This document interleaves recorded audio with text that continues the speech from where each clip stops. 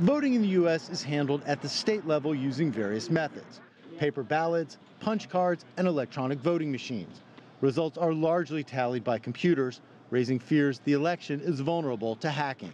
Some of the states that still rely more on an old-fashioned paper hand system are going to be better off. The states that are still relying heavily on computers connected to mainframes are definitely sweating it. There's been a lot of inconsistency in the way the federal government has reached out to the states to how they could protect themselves. So I think they're all very, very nervous. But U.S. officials say the voting system appears to be secure. We haven't seen certainly any compromises or any sort of access to election equipment across the United States at this point. There are also fears of election meddling that will influence the outcome without changing votes. U.S. intelligence agencies concluded Russia interfered in the 2016 presidential election, leaking hacked emails and spreading fake news on social media, all aimed at helping elect Donald Trump.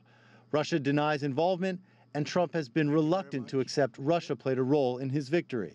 The Russians had no impact on our votes whatsoever. In the closing weeks before the midterms, U.S. officials charged a Russian woman with attempted election interference, alleging she managed the finances for an effort designed to stoke political divisions in the U.S. through social media posts. She denies it. The Trump administration has also claimed China is meddling in the U.S. elections without providing evidence. China says it never interferes in the internal affairs of other countries. Facebook and Twitter says they have seen no interference from China. Twitter has set up an elections integrity page and shut down thousands of accounts alleged to be linked to election interference. And Facebook has established a war room to monitor posts in real time, hoping to shut down malicious accounts before they can spread misinformation. We have been hard at work for the last 2 years to make sure that we're far more prepared than we were than in 2016.